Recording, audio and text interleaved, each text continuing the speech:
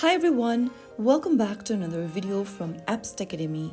Today in this video, we will be learning how to change TikTok account's password using the TikTok app on your mobile device. To change your TikTok account's password, open up the TikTok app and make sure that you're logged in first. After you logged into your TikTok account, click on the profile button at the bottom right corner.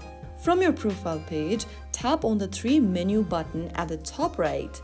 In the pop-up at the bottom, click on Settings and Privacy.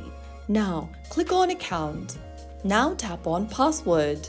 Under Create Password, make sure to enter the new password you want to change to. While typing down your password, make sure it is at least 8 characters long. It includes numbers, letters, special character, and make sure it is a strong password.